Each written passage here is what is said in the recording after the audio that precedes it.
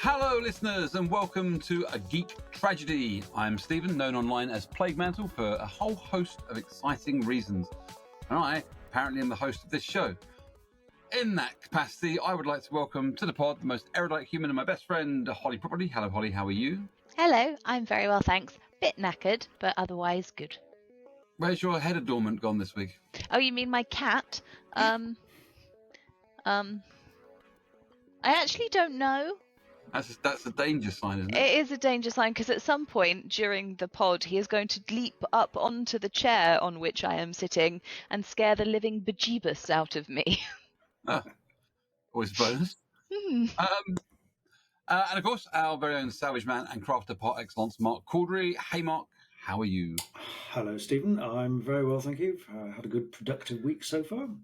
It's been good. I've traditionally got to say that you were pottering around your shed making stuff. Well, I have been. I've had assistance from a good friend over the past couple of weeks who has been studiously cutting out feathers for me because I'm making a big sort of corvid crow type costume for a customer at the moment. So it involves lots and lots of fabric feathers.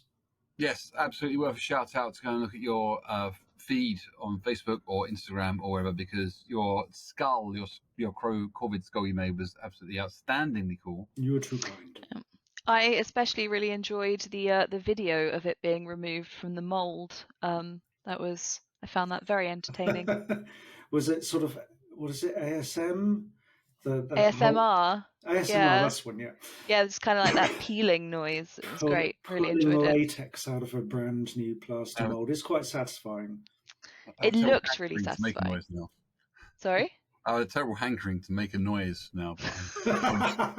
We have been told by our excellent producer Kit not to make noises because they make their life more difficult. We've been complained at by our long-suffering and excellent hidden behind-the-scenes producer Kit that particularly Mark and I make too much noise. It's mostly because we're old and when we move our bones crack, but we can't help that. We've deboned ourselves for the evening. We're just lifeless sacks of flesh now. Thank you very much. And that leads me to the topic of today, which is Chthonian horror. But before we get to that, if you are listening and you're enjoying our show, we are at this point. There's another episode to come, but at this point we've heard ourselves 3 times on Spotify, and we've done the Games Expo pod, and we got a load of feedback from all of them, but particularly the Games Expo pod. We've had new followers on Instagram, Facebook, and all over the place, and people have even subscribed to the show to listen to it. We were really quite impressed by some of the things people said. But if you did listen to our Games Expo pod, we've had some clarification and some lovely words from the people at Molinarius, and Holly is keen to read out to you what they said. So, Holly. Yes, so I received a DM on Instagram from Lee from Molinarius Games, which said, just listen to the latest podcast about UKGE. Great stuff, and thanks for the kind words about Molinarius Games, Mike and myself. Definitely looking forward to coming on for a chat. So that's great. So we'll get to meet Lee and Mike at some point, which I think we've said before, but really looking forward to that. The next part is in relation to something that may have come out of my mouth before my brain engaged. So Lee says, my lawyers have asked me to clarify, at no point did Lee, Mike, or anyone representing Molinarius Games suggest solo gamers should knock one out. And that's that. Thank you. There's anything wrong with it if you do want to knock one out. No, but the suggestion was not made. At least not by Molinarius Games, and only in fact by Holly. Yes. Take that as you wish. Accidentally by me as well. But yeah, we've had a lot of feedback, and I've done the hellos, how are you? But I'm going to just say that I've also come off the back of quite an interesting weekend because we ran our games day at the weekend. So we've been out and about in Southampton, or actually a bit north of Southampton in Plateford, and we had a really good turnout for our board games day, and we ran quite a lot of games, and we had a lot of Blood and the Clock Tower content, which was quite cool, which I thought was very excellent. Bit of social deduction game there, Mark, which you should play at some point. I think you really like it. It's like a very grown up, very kind of almost could be kind of Cthulhu-y if you role play it right. Wink murder. It is Okay. basically Wink Murder with some I extra, don't like, you play Wink Murder, Do you, Mark. do you just but in the Yeah. Cthulhu version, do you just go rather than wink?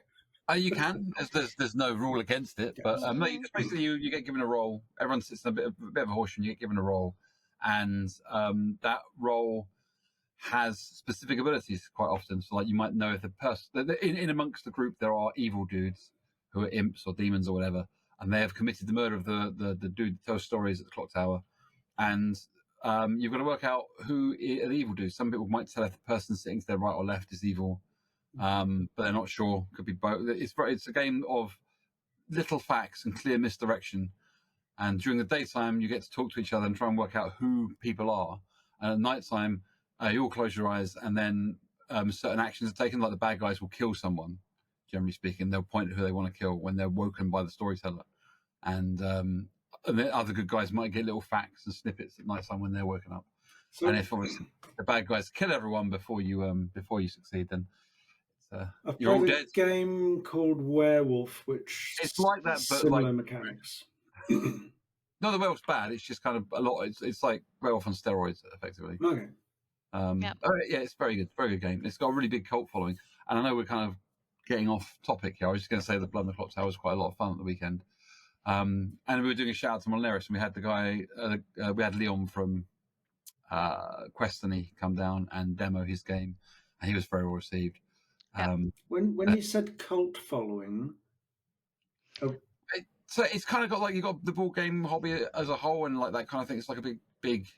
I was playing off the whole Lovecraftian Cthulhu, just Oh, I trying to give see. you a segue into the subject that we're talking about this episode. Oh, I just found it quite interesting that it does in fact have like its own like cult following inside board gaming stuff. But yeah, I take your point. But I mean, you missed a segue. You might as well just lumber into the subject now, I guess. What are we doing then? Is it something to do with cults? Is it Holly's thing? Which cult? No, it's not my episode yet. No. Oh, okay. So last week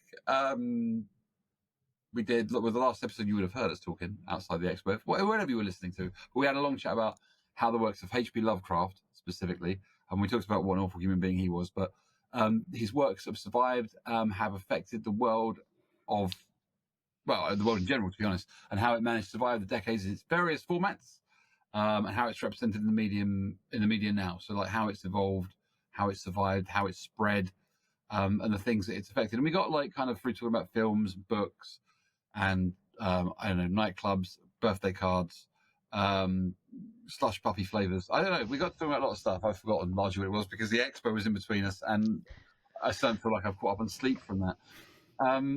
And yeah, so we're picking up where we left off, which was we were talking about the Call of Cthulhu role-playing game. I don't know if you two have heard of that.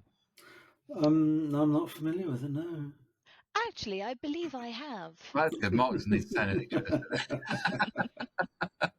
You've got some really cool stuff on your shelf, though. I went through when I came up to see you, Mark.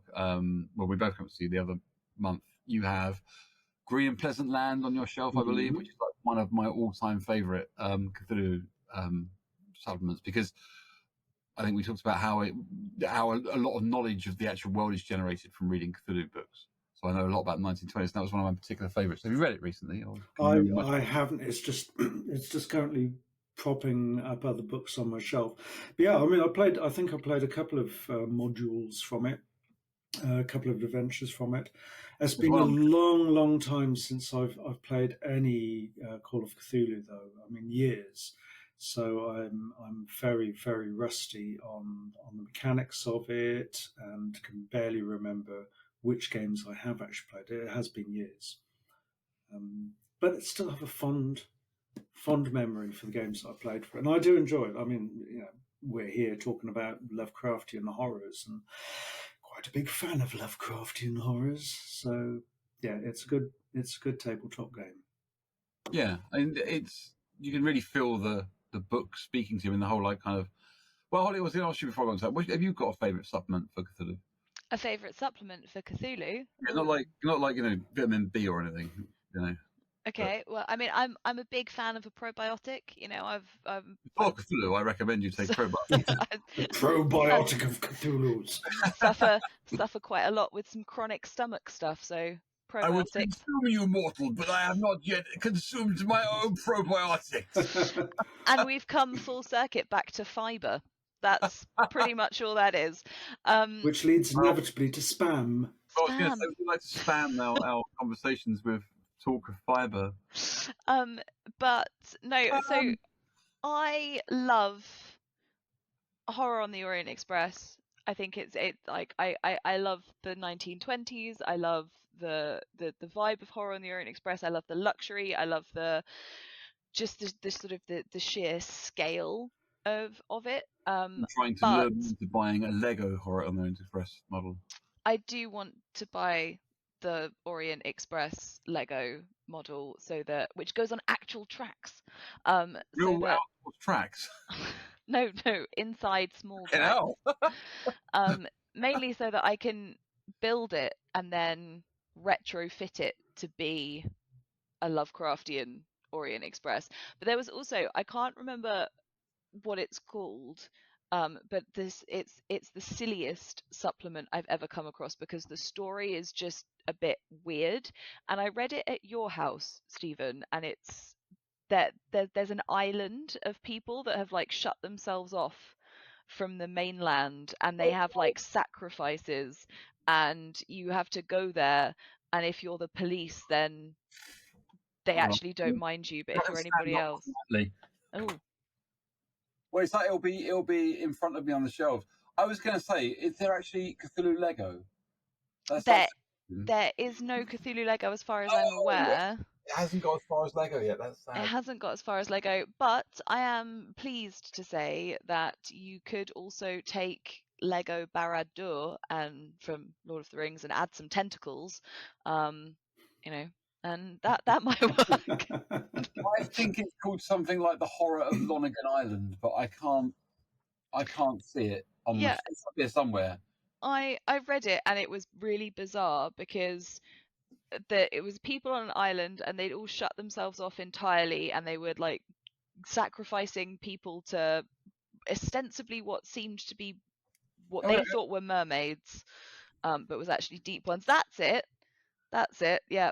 The horrible secret of Monaghan Island, a Cthulhu adventure module. But it was made by the guys at Grenadier Models, so it was made by some model makers, one afternoon. Yeah. We're really weird.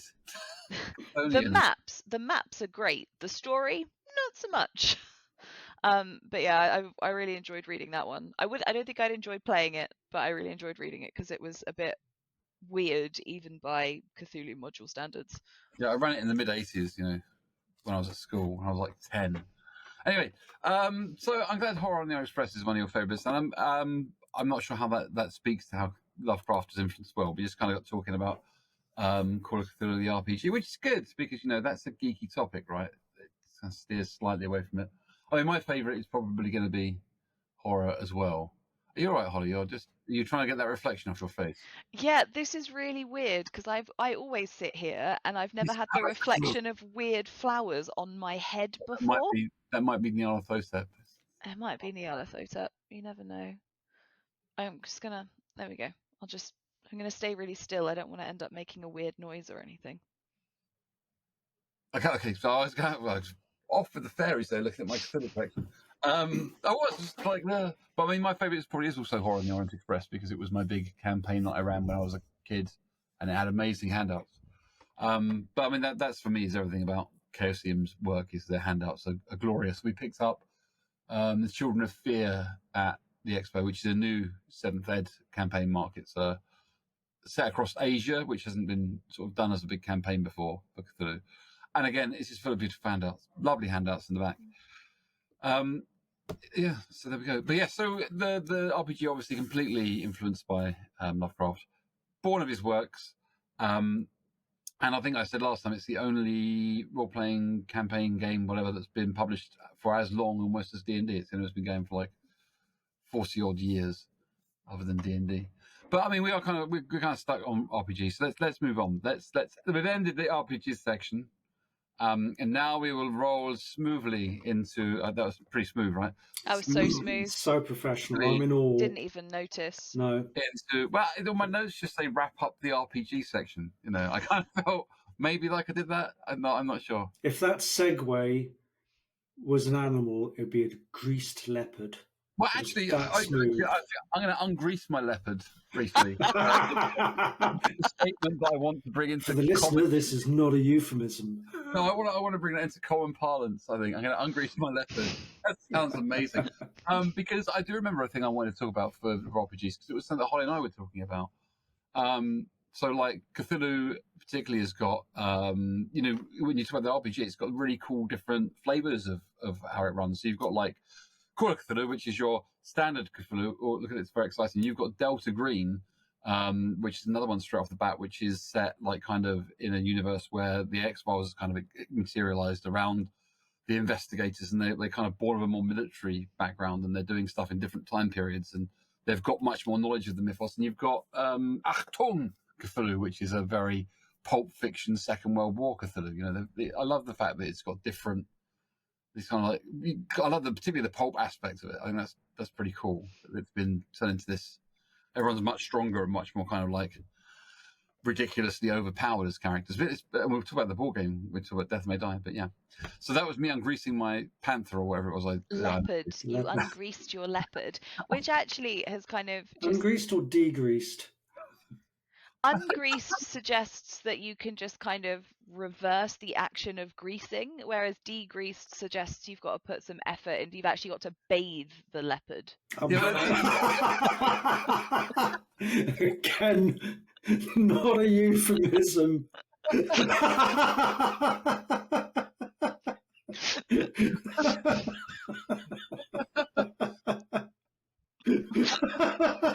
Explodes right afterwards. Or you just towel it off. I'm so sorry.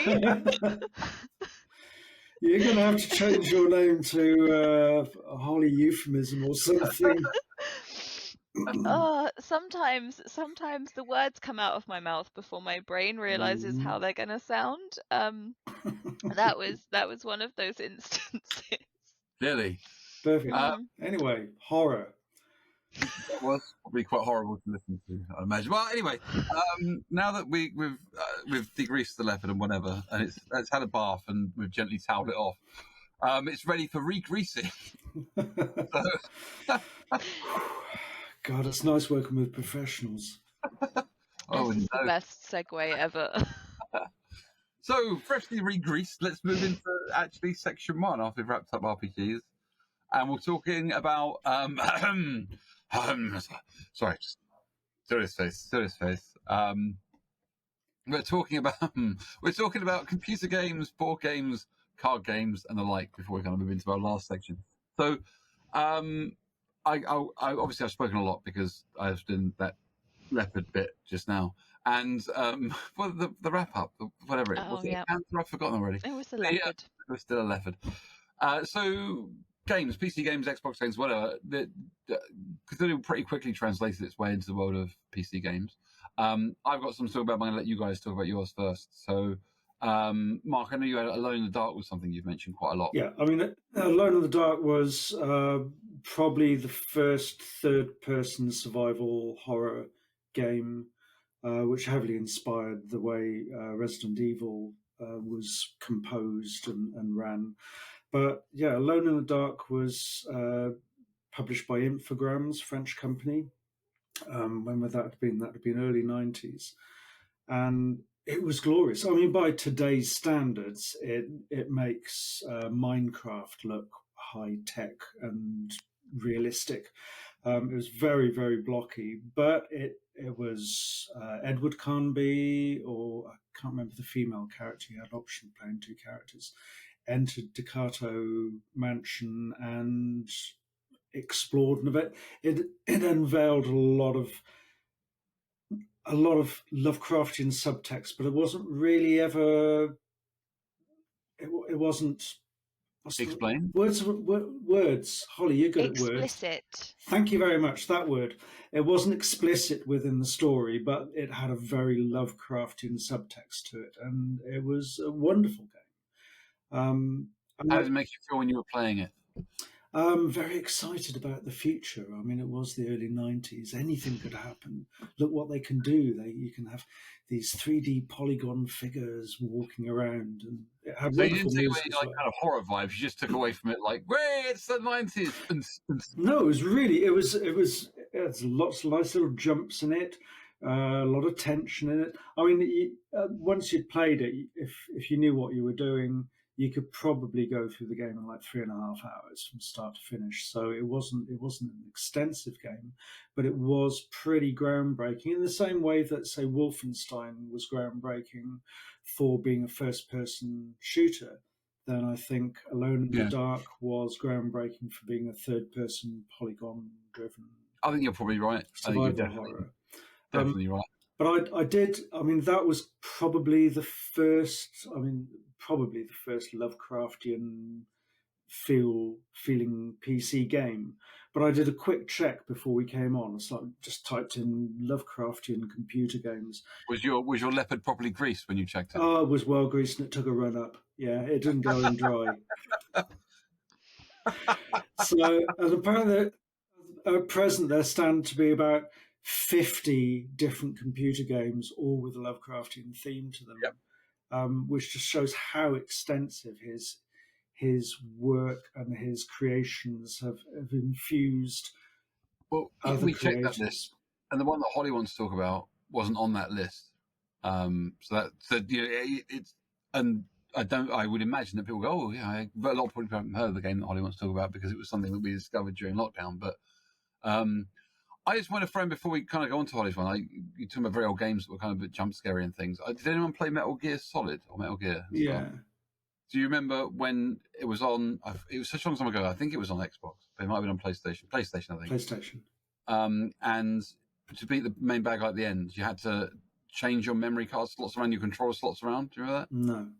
So it would it would read main bad guy Hollywood, which was a big computer thing, would read your memory card, and it would say stuff like, I see you like playing, and then it would name the games that you'd played recently because it would read the slave games. You'd be like, what and then you could have to change your controller from controller slot 1 to controller slot 2 to be able to complete it, which I found to be quite kind of like terrifying.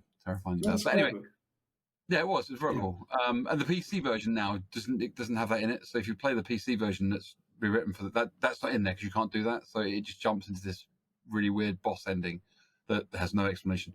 Holly, you wanted to talk about one particular game, and we can talk about things like Dredge and stuff in a minute as well because they're very cool. But you want to talk about one that we played. You watched me playing.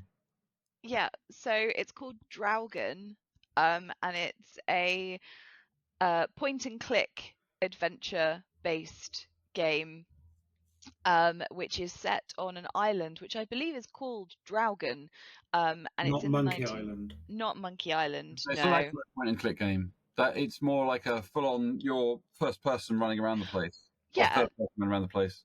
First person running around the place, yeah. But you have to but you're looking at things and pointing and clicking on. Prisoner of Ice is a Monkey Island style Cthulhu point and click game. Ah. There's a segue. Yeah, there you go. We'll talk about Draugen first. Yeah, so nicely greased panther there. It's a greased in spam.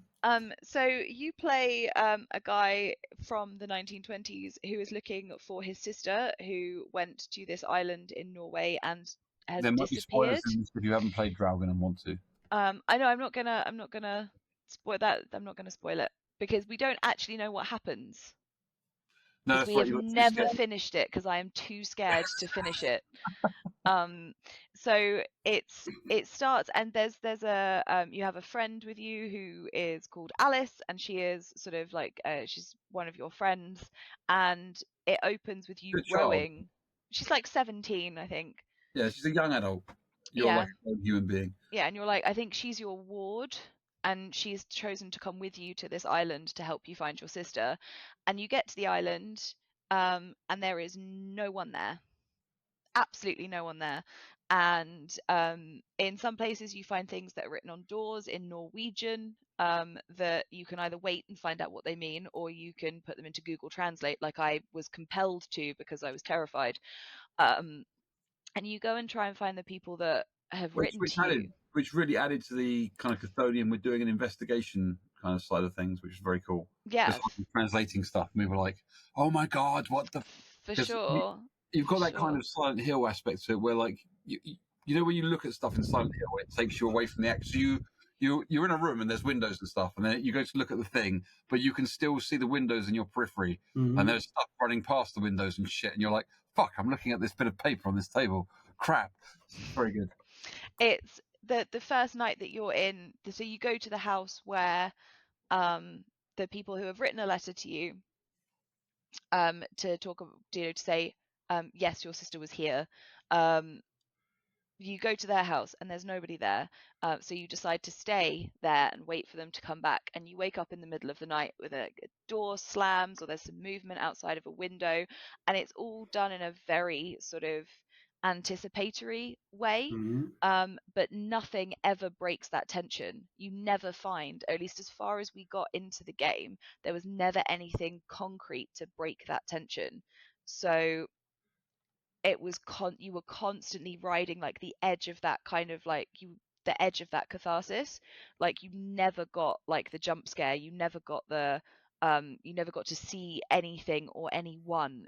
It just kept you like right on the edge of terror. Well, for me anyway, I was terrified of what was going to be around the next corner the entire time we played it, and I couldn't. But at the same time, I really wanted to see, and it does. It's like Stephen said, it really makes you feel like you're a Chthonian investigator because you are just a person. As far as you're aware, it takes you, when you get there, they really set the scene with the character because you're trying to walk up a hill and the character keeps going, actually, no, got to rest for a bit. Actually, I'm going to sit on this rock for 5 minutes. And you have to sit with, like, because you are him. You go really slowly up the hill, or you can have a bit of a break. Yeah. So, you're just a guy. You don't have any, like, weapons on you. You're not really very fit and able. You've hurt yourself at least once. You keep finding really occult things like skulls above doors and strange etchings in walls. So you go, and it's all a bit. Yeah, and you're just. Without spoiling too much, you do find like elder beings near the end. You do, yes. Speaking. But they still don't give you that kind of like. The boo. You don't get the boo, and that I think is what scared me more than like a jump scare in a game would.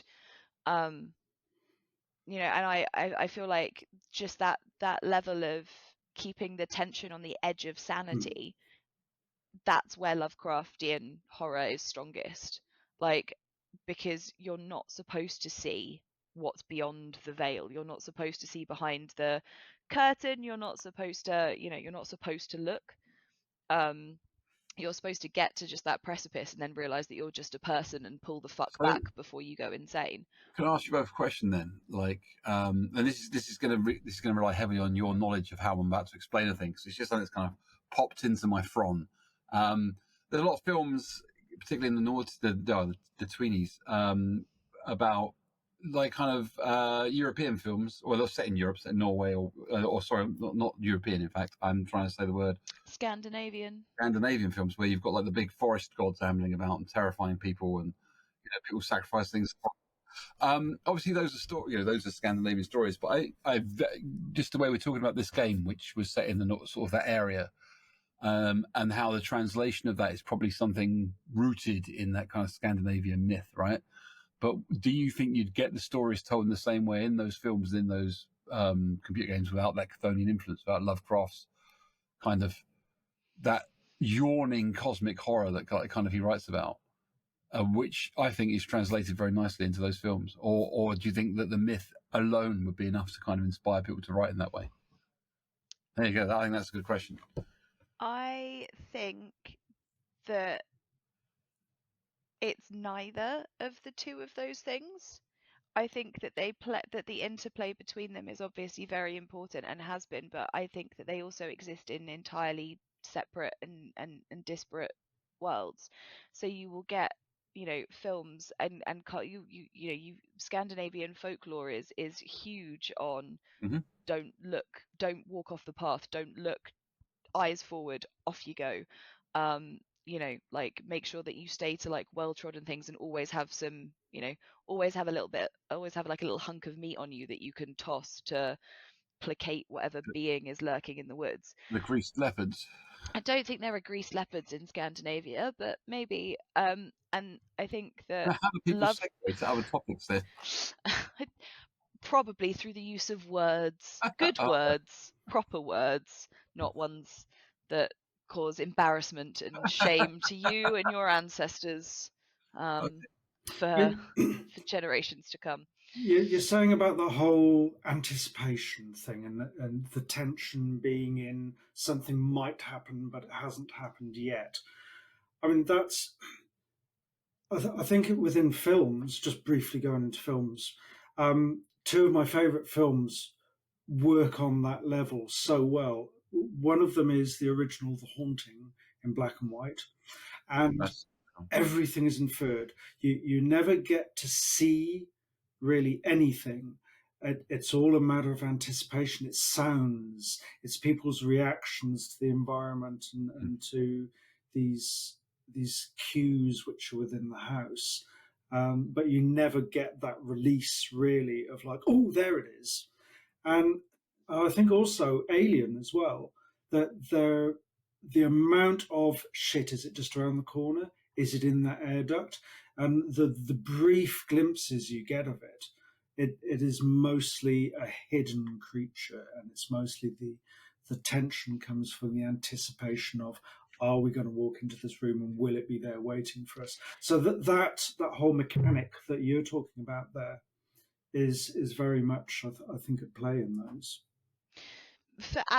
Absolutely, and I think as well a lot of that kind of comes from this whole like you don't want to see you really don't, like, is it around the corner? I really bloody hope not, is kind of, like the is basically the premise of every single kind of eldritch horror book, movie, film. Like it might be around the corner, but you don't want to see it. And I think that a lot of the films now that try and play on that by making the monsters so ginormous that you can't see all of them in one go is trying to play into that, but also doesn't do it as much justice as not seeing the thing at all.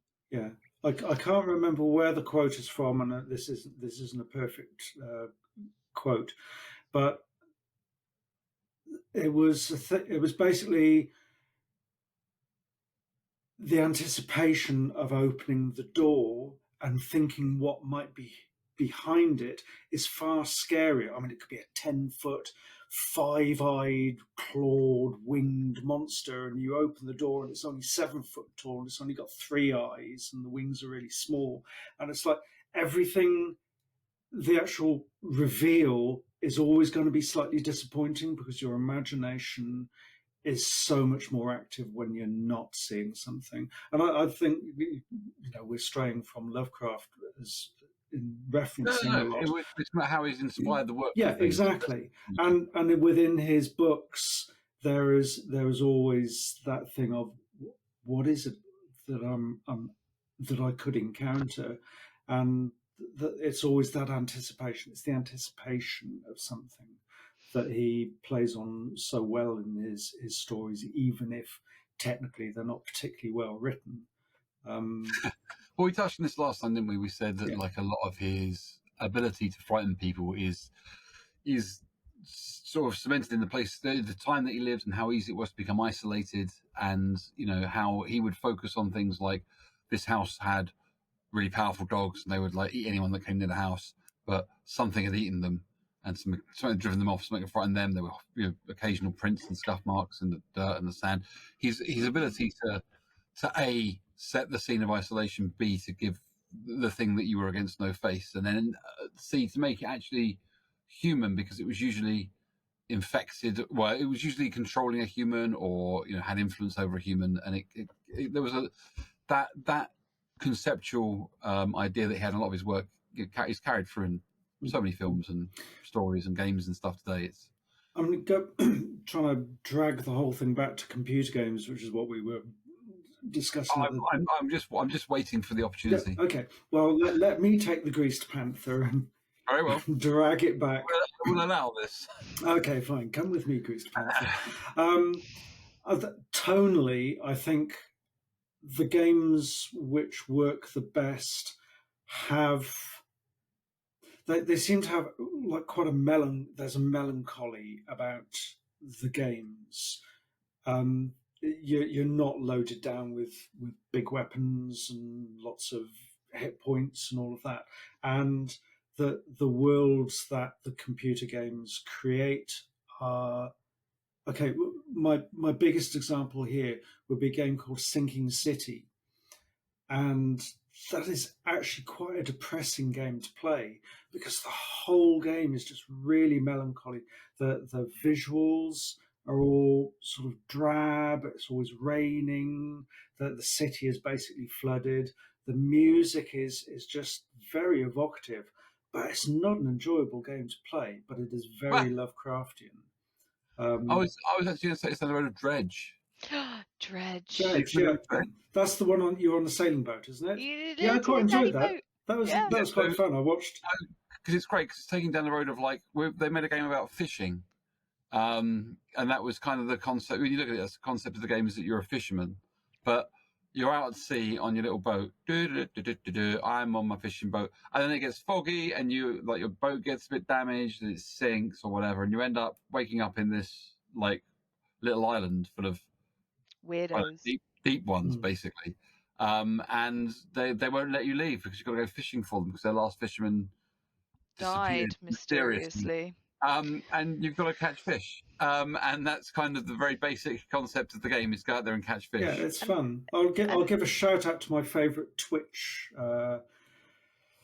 What do you call streamers? Thank you very much, Big Rupper, because she plays a lot of horror games, and that was one of the games that she played. I'm like, oh, this is really cute, and it's a cute little game, isn't it? It's not a scary game. I know it is when you're out at night and you're trying to go. I need to get back, and then you see the little light of another boat, and you're like, oh, another boat's over there. So you go to investigate, and it turns out that light is the light of a ginormous anglerfish-esque monster. Yeah. That has a light that looks like a boat hanging over it. And then you go, oh crap, and you have to make a run for it.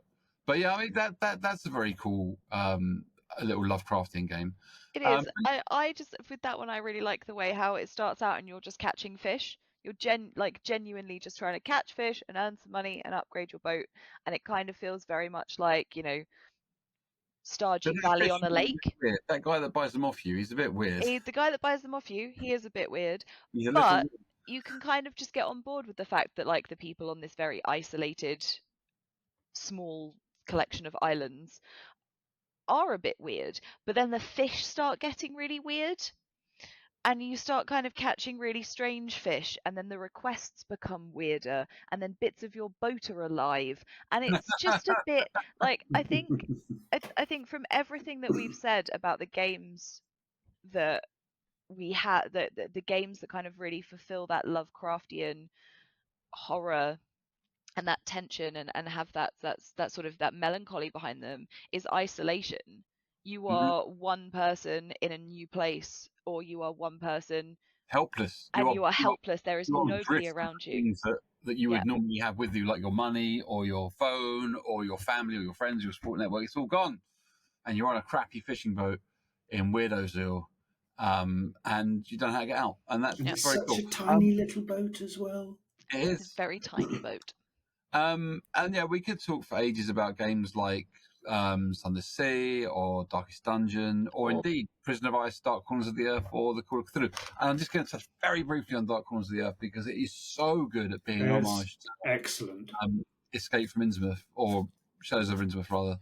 that I loved it. I played it to death, even though it's so hard to actually survive in that game. Oh, It that really escaping edges. from the inn, Yeah, where you that's having it. to go from room to room to room. Oh Knock god, I the died so many door, times get in at the that. door. Yeah, It's the women that jump genuine across. panic. People are Move the shooting at you, wardrobe. trying to run through and get that. Yeah, that's great. That was. It's genuine panic that leads almost immediately into like frustration because you've got to get everything so perfectly right. It's Yeah. like playing one of the old first-person platform games. Sorry, the platform games of the Oh 1980s, god, the early yeah. 90s, where you weren't in exactly the right place and Leap, you tried jump, something. duck. Jump, jump, Oh, jump, duck, run. Yeah. yeah, special mentions Dark Corners of the Earth. A little bit for me, Prisoners of the Ice, because it was the first. Prisoners of the Ice was the reason I bought like a PC upgrade so I could play it back in the 90s. But yeah. I think we could chuck in Silent Hill as well as a. Yeah, I mean, we can go to Silent Hill. There's a long list of games, and we'll one day we'll do a pod just about or probably 80 No, I pods. was just throwing it in as like as an honourable mention. I think that it's. And Oh, another honourable mention for BioShock, because I feel like I have to bring it up every time people mention games because it's my favourite. Where would you say is the most Lovecraftian element in BioShock then? You're dragging us down the wrong road. We're going to run out of time. What are you now?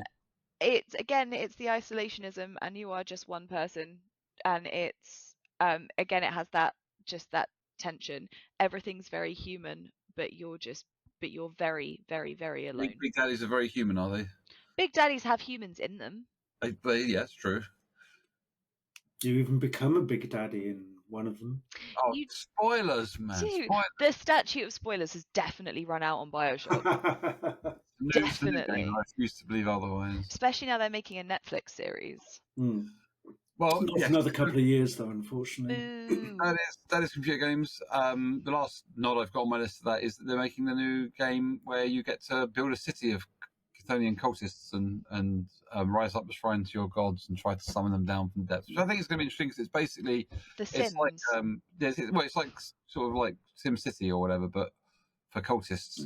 I just wanted to mention three. Just the names of three other games on that list of 50 was the Cultist Simulator, Lust for Darkness, which sound dodgy AF, and Tesla versus Lovecraft. And that's all we have time for today. Join us next time for part 3 of this one-part series. Was it you? We've got loads of time left. Come on. Was it me that did what now? Put 50p in Mark before we started. No, I blame Kit. Right. So that's the influence that we can think. We can talk for ages about computer games. So let's grease our way and our panther into the Leopard. I want to grease a panther. You can grease your own feline of various. We're stuck with the panther, okay? I'm not. We can swap it over to a different predatory animal next week. Episode. Maybe a mancoon. Stephen, what about board games? No, I don't want to talk about board games. Let's go back to video games. That's more fun. So we've we haven't really got time to do board games. We spent ages talking about video games, but very quickly we can touch on the fact that it has indeed made its way into like a very lucrative part of the industry of board games, because Chthonian games are like a cornerstone of the board games industry. They're everywhere. You slap a Chthonian logo on something and people will buy it. There's some really good ones. I think Mansions of Madness, Arkham Horror, Eldritch Horror, Reign of Cthulhu, Death May Die are really, really good board games. There's loads of them. I just over there, and I've got tons. And we could talk about how they've brought out some really good elements of the Chthonian world. For example, Arkham Horror. No, let's go with Eldritch Horror. Eldritch Horror is a really good example because it's a long game that you have to play over like kind of a whole evening, if not several evenings. And your investigators have to travel to different parts of the world. And generally speaking, you have to separate. You have to go in different directions to go and solve clues, close gates, deal with portals, all that kind of stuff. There are monsters roaming the board. I don't mean like just standardly cultists. There are cultists, but also there are, there's the Elder Gods themselves. There's Star Spawns of Cthulhu. There's Star Vampires. There's all manner of stuff that you don't really want to face on your own. But you have to kind of separate, and you have to end up on your own, isolated. and quite often with very, very little in the way of resources. They've kind of almost immediately captured that concept of the game. And then when you go to a location, you have a read encounter. So someone will read an encounter for you, what's going on there. They're often quite hard to succeed in, and if you fuck them up, you just get worse. You just become worse. I got to a point recently in one of those games where I just literally couldn't do anything. I was cursed. I was like, my stats had been reduced. Every round I took more damage. Every time it was my go. So in the end, I think I just sacrificed myself. When this effect happens, someone has to die. Me, let me die. I'll die. This is why. Now. That's why when you play Eldritch Horror, you always pick 2 characters and have so one as a secondary backup. But my secondary backup started next to the giant bad monster thing with no equipment whatsoever. So that wasn't as much fun as it could have been. No. Yeah, and then you got Manchester Madness, which I think we've all played. Well, it's a glorious game. That I've only had the one game with you guys, but it was thoroughly enjoyable. Yeah, but it's the same thing, isn't it? Because you've got you are a bunch of guys in a house, in a location. Sorry, Manchester Madness isn't just in a mansion; it's in a location. Could be an original, could be a train. They've done a train one. Could be a mansion, could be down the docks or whatever. But you have to split up. You have to go looking for clues and bits and pieces, and you got an app that runs the game for you. So every round, it's kind of eerily indicating to you that you're running out of time. It doesn't actually say you only have seconds left, but it kind of alludes to the fact that things are getting slowly worse for you in its narrative, which I think is very clever. You know what it reminded me of? One time game I played was in the same way that Hero Quest was kind of a pre-packaged tabletop D&D. That Mansions of Madness was kind of it had that blurring of lines between a tabletop role-playing game and a board game. Yeah, which I think a lot of these try to achieve. It's what I was saying. It's called I've forgotten the word for it now. Like it's not a gateway game, is it? Is it a gateway game? No, I've forgotten. It basically there's a word that is used to describe board games that have a blend of role-playing and board game about it, and I've forgotten the word. But lo, I am a fool. But I also quite like the fact that Death May Die exists, in which you don't just play standard investigators. Mark, that is one you definitely have to play, because you do. The concept, as far as I can tell, is that if in Mansions of Madness you have failed in your mission to save the day, right? You throw Mansions of Madness off the table, and you no longer play ancient doddering professors or chefs or athletes or whatever you're playing in this game. Instead, the powers that be, I guess it's Delta Green maybe, summon from the annals of annals of history, fictional and real, beings of immense power, like Rasputin or Alice in Wonderland, or Lizzie Borden. I often enjoy playing a one-armed pugilist called Ian, and they all have superpowers. So they all kind of just land in this building, and the more mad they get, Rasputin is on fire and burns people to death, and you have to run through the buildings trying to destroy the powers of the opponents. If you run into a room that's on fire, you take that fire with you into the next room. It's all very strange and very chaotic, and you have to stand up and shout a lot. It's very good fun. And monsters too. This is the really great thing about. So if you're moving from one room into another and you move through a room that has a monster in it, the monster follows you. So at some points you can actually be trailing at least 6 tiles worth of fire and monsters into a room, because you know that if you can get to a room that doesn't have any people in it, you can blow the whole fucking room up. You can kill all the monsters and get rid of the fire. And if you're playing Rasputin and you are the correct level of mad, you won't die. So if you haven't got all this already, there is this level of insanity and madness that is that saturates all of the Lovecraft's work, and eventually the Chthonian stuff exists heavily in this game, because you are literally kind of doing these completely lunatic things as characters, because they're the guys that have done it all and seen it all, obviously, and the more affected they get by the Chthonian terrors, the more their occult powers rise. It's quite entertaining. It is, and there is a lot of shouting of, especially when Stephen's playing, things like the word Ian over and over and over again. Whenever Ian, whenever Ian, the one-armed pugilist, does anything, you just hear choruses of Ian. But we've probably got enough time to sort of point to the fact that, and Mark's seen this, that the games themselves are spawn beautiful miniatures, right? Oh yeah. The need to to show off the kind of the horror of the game and how big things are compared to the size of your puny investigators is quite great, I think. Unless it's Haster. Oh yes, Haster the King in Yellow, who sits Yeah. upon his little throne. They made a giant throne for him, so he kind of fits in with the rest of the big characters. Yeah, they had to give him a really giant throat because so this is in a game called Cthulhu Wars, where the miniatures are what I like to call maximatures because they're huge. Bigatures. They're bigatures. They're literally kind of, like a good sort of, this tall. Mark, you know distance. What is this? Oh, I'd say that's at least 8 inches, but then I am a man. Okay. So yeah, so they are like really, really, really chunky miniatures, and for Haster, because he is just a regular sized guy, they had to give him a giant throne so that he was as big as Cthulhu. Because otherwise I think it would have been like he wouldn't have had the same impact on the game. I see. But yeah, so like all of this with computer games, books, and role-playing games, they adorn the shelves of so many people. You can go into a lot of homes and there will be something Chthonian from the list of things we've mentioned, whether it's the original works or whether it's a retelling, or there are books that Holly's got on her dining room table right now that are modern writings of people that are inspired by Cthulhu. I think last time we were saying, like in all the films, even things like The Evil Dead, where you've got the whole Necronomicon thing going on, it's there and it exists.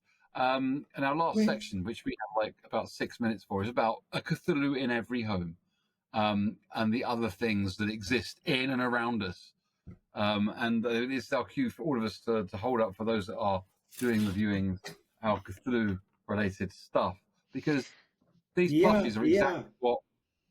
Yeah, these plushies are exactly what HP Lovecraft envisaged. It's when what he wanted. Churning out his racist works, a big and awful man. This is what he thought would happen. Yeah, you have to wonder what he would possibly have thought if you dragged him through time, plonked him in a game shop or at a cinema or whatever. Go, look, you inspired this. I would blow his mind. I think you could actually possibly power several small villages from how quickly he's rotating in his grave. From what, but I mean, like I was thinking about this when we were sort of, because I got my plushie. This is a hand crocheted plushie from a lovely person at So Jealous. I think that's what they're called. Yes, So Jealous. And it was the thing that I was going to bring with me to the podcast. And then I realized when I was making myself a cup of coffee today that I actually own a Cthulhu-shaped teapot, a Cthulhu-shaped cereal bowl. These things are quite. They're kind of. You'd like to go for tea, Mr. Lovecraft? A question about the teapot. Can you fill up multiple cups with it at the same time? No, it doesn't have tentacles. Oh, there's a missed opportunity. It doesn't have tentacles, but it does have. Messy or dangerous. I know, right? It does have wings that come out of the back of it, so it's kind of it's definitely more decorative than functional. But I do love it, and it's strange. I think how pervasive, like especially cute Cthulhu, especially kind of like that sort of really kind of like, and cat Cthulhu, yes. My t-shirt is a cat Cthulhu t-shirt for those ones. But like how kind of pervasive it is actually quite interesting, and how like you get kind of like little cute Cthulhus on like dice bags and other kind of like geeky objects, and they're just sort of commonly used GIF on Instagram is little Cthulhu. Yeah, tiny Cthulhu. You have tarot cards. Yeah, I've got a whole bunch of tarot cards that I mainly bought because they had a really cool statue with them. Yeah. Which I wanted to put under a glass cloche. And you have? And I have. There's a little Cthulhu in a glass jar. Yeah. I mean, what have you got, Mark? Have you got Cthulhu-related stuff, or is it just the plushie? I've got a Cthulhu bobblehead, which sits in my workshop. A couple of little Cthulhu statues. You've got the Cthulhu head that I made. I've got a few bits of Cthulhu, but not an excessive, unnatural, or disturbing amount of Cthulhu. I don't. I think it's material. not about disturbing. It's about the fact that he has insinuated his way into like kind of bobbleheads and plush. I mean, I hadn't thought of a bobblehead until you said it. That kind of thing. Yeah, I mean, the bobblehead of Cthulhu. I've got to touch on the fact that back in the old days of collectible card games, when Magic had just come out, the first Cthulhu card game appeared, and you could build your decks and whatever. In the actually range you can as you can in Magic, and I used one of the most a monster that really isn't Chthonian, really, which is the giant albino penguins that appear in Beyond the Mountains of Madness and stuff. And I built an entire deck of them because you could have as many as you wanted, so I just played endless waves of these giant albino penguins, and other people were trying to like cleverly do shit with their deck, and they were just being overwhelmed by the unending horde of giant albino penguins. It made me so happy. And I thought and at the end of that, when I'd finished playing a bunch of games, I thought it's so Chthonian, really, isn't it? Like you're an investigator alone on the hilltop, and suddenly you're surrounded by giant, fucking weird penguins that want to eat your face off, and you're like, just of course this is happening. Unless you're Batman, then you probably bought your penguin repellent or whatever with you. Well, if you're Batman, you've got Arkham Asylum, which is obviously, again, a callback to HP Lovecraft, I think. Yep. Yeah, no doubt. So we're kind of coming to the end of our time talking about Lovecraft. We were going to touch on a few things, like you wanted to talk about your Charles Stross's Laundry Files series. Do you want to have a quick minute or two on that? Yeah, I mean, I think I was saying in the last episode about how the protagonists in H.P. Lovecraft's books are very vulnerable. They have no technology, and they're going in basically blind. Whereas in Charles Stross's Laundry Files, it's set in the modern day, and basically you have a version of MI5 and the CIA who are equipped up to the nines with technology. All the magic is computer based, so it's I can't remember how he refers to it, but it's all to do with computer technology, and that's basically magic. So you can cast spells through computers, and it's just a wonderful. It's a wonderful interpretation of Lovecraft's world. I mean, it absolutely is Lovecraftian. All the references are Lovecraftian. There's sleeping gods, and cults and deep ones. And it's just really cleverly written, but it also has a really lovely little vein of humour through it. But it can get very, very dark as well, the themes and storylines and the ideas that he has.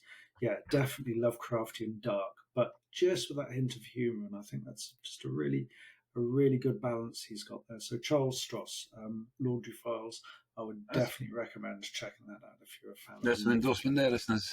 What format is it? Sorry? It's books. Yeah, it's books. I consume most of my books as audiobooks in the workshop. So it's Holly, we've done a whole pod on like how things change media. We have. Yeah, that's why I thought I would check. It's good though because of Lovecraft. It's good because like when we're doing Cthulhu the RPG, when we're running that, just on what you said from the Laundry Files, so much of Cthulhu is silly when we're running it because players do stupid shit, right? No matter where you put them. But the minute you want it, bam, to be dark, it just gets dark. It gets horrible, like so quickly because it's Cthulhu, and everyone just suddenly goes straight faced and like, and being able to switch players between those two modes is really good. They get really scared really quickly. The whole kind of concept of terror really kicks in, and that makes you really happy. It is. It's absolutely terrifying, and I think it's because you kind of you fall into a sense of when you're being silly in Cthulhu, when silliness happens, the silliness generally tends to be based on camaraderie. It tends to be based on laughing about something together or doing something stupid together. It's very, very, very rare that those like really hilarious moments pop up when a character is on their own, and all you have to really do to kind of to switch that mood is for either something sort of really horrific to happen to everyone in the whole group or to one person adjacent to the group, or you just put someone on their own, and as soon as someone is on their own, like that whole vibe will change. Funny shit can be happening over here, and then the minute you switch scenes to the person on their own, everything just drops, and everyone's like, It's the horror is there. Yeah. It's very cool. And unfortunately, we're going to have to wrap it up in a second. So, obviously, we're going to move on. We're going to talk about other exciting areas of literature and stuff that have had influences over culture and things. We're not sure what we're going to do next week because we haven't actually sat down and had time to discuss it. We just knew we were going to finish off the Lovecraft pod. So if you are out there and you want to kind of push us in any particular direction, you can come and join our Discord if you would like, and I'll tell you how in a minute. And you can give us some ideas of what you want us to talk about. But we might go off on a different tangent next weekend, next session. Rather, we might end up talking about a different set of books or a film, or well, this is kind of how we seem to be rolling now. Is we just kind of stagger off in different directions into new topics, and we might stay with them for a couple of weeks, or we might change our mind and think, oh, that bit we discussed today about computer games, we're on that for ages. Let's talk a bit about computer games and how they've been affected by literature over the years. So this is kind of where we're going, kids. This is us. This is kind of our rhythm for our podcast. Random with Grease Leopard.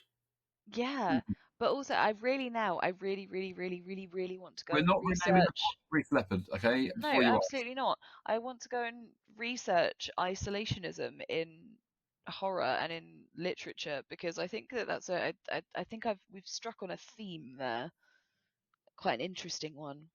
Cool. Well, we'll find out what we want to. Gonna have to go and do some work on that, I think.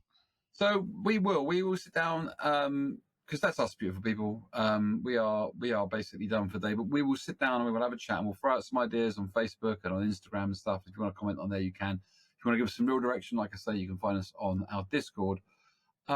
We still are prepping up towards our end of July post-APOC extravaganza as we are live at Fantasy Forest. So do keep following us for any exciting kind of updates about that. As soon as we get them, you'll get them because we're desperate to find out what kind of stage we've got, whether we're going to be, like in the back of a van or, maybe on a grounded aircraft carrier. That's what I'm seeing. That they've dragged up into the woods and we'll be on the stage of that. Feels unlikely. It should be fine. That's going to happen. Somewhere in the back of a van, right? Well, that feels more likely. Out of a portaloo. I'm not coming. We don't need to know that right now. Oh! But it's only relevant at the end of July, isn't it? What are you talking about? Nothing. Okay.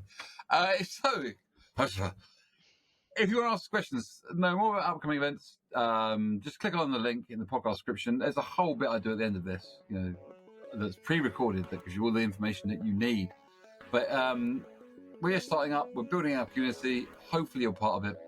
Leave us a review. That'd be grand too. So it's goodbye from me. And it's goodbye from me. And it's goodbye from me. There you go. The power of the forest. Goodbye. Have an amazing week, people. We love you very much. Much love, much love. Bye. Bye. Bye. You have been listening to A Geek Tragedy with me, Plague Mantle, and my best friend, the excellent Holly Properly, and our actually famous guy, Mark Cordory. If you like this, there is plenty more at patreon.com/A Geek Tragedy. Production is by Kit Britnell. Our logo and artwork is by markcordory.com. Music is by Borislaw Kozielski. Follow us on Instagram and Facebook at A Geek Tragedy. Email us at geektragedypodcast@gmail.com. Subscribe, leave us a rating and a review. And don't forget to tell all your geeky friends. Also, a big shout out to all of our genius geeks. We adore each and every one of you. And of course, much love. Take care of each other.